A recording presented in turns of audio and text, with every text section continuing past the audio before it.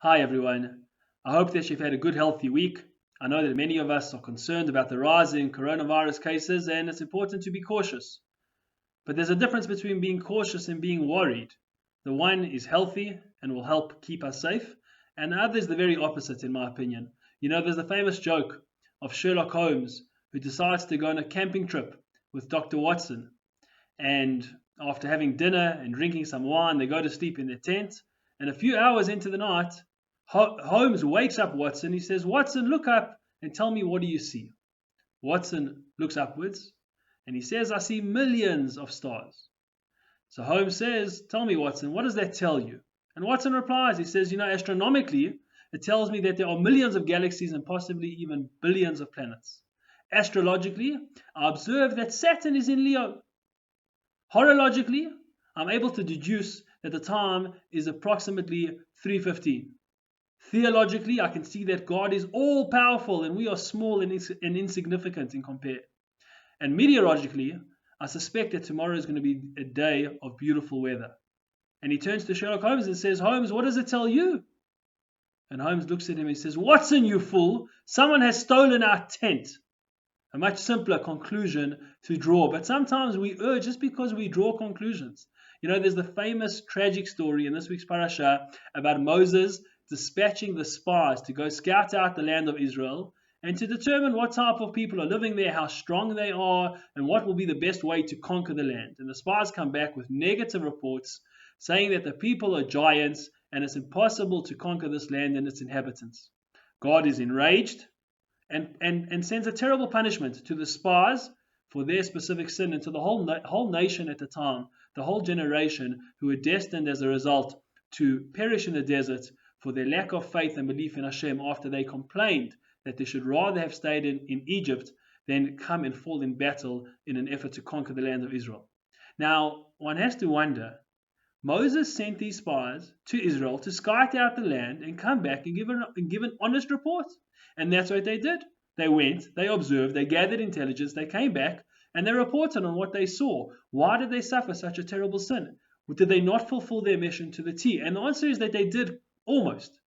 It's true. They were sent to scout out the land, and they did that, and they came back and they reported. But then they made a terrible error, and they decided to draw a conclusion based on their observations. They didn't just come back and report facts, they reported the facts and then they concluded that this land is impossible to conquer. That they, even with God's assistance, will not be able to successfully conquer this land. That was the error, not the facts that they reported on, but the conclusion that they drew. They were never charged with the decision of if they should conquer the land of Israel, or even if it was possible. They were charged with a mission to determine what is the best way possible, how they will conquer the land of Israel.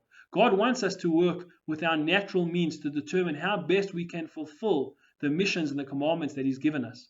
But it's never a question of if we can, it's only a question of how we can. We need to apply our minds to figure out the best way possible, but at the same time, never doubting that it is, in fact, possible. God has put us in this predicament, in this pandemic, where the whole world has come to a bit of a halt. And yes, it is concerning and worrying. I'm not trying to detract from that for a moment.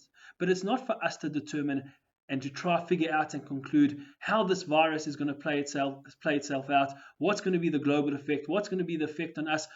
We're living through it, and it is challenging in many, many respects. But the fact that God has given us this scenario, that He's put us in this situation, that is indicative of the fact that He expects us to overcome it, to get through it, and to succeed. It's not a question of if we will get through this, it's a question of how.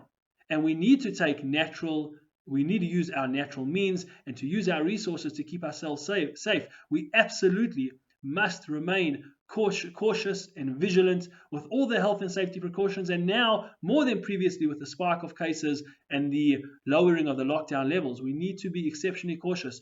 Don't misunderstand me for one moment, but we don't need to worry. We don't need to have anxiety about it. God is going to draw the conclusions for us. He's put us in it. He'll take us through it. It's not a question of if, it's just a question of how. So let's stay safe. Let's remain cautious. Let's adhere to all the guidelines and restrictions that the experts have advised us. But at the same time, let's remain optimistic, positive, and faithful. And as I've said previously, In the end, it will be good. It's a question of how, not of if. It will be good. If it's not yet good, then it's not yet the end. The end is going to be great. I wish you all Shabbat Shalom. Stay warm, stay safe, stay positive, stay faithful.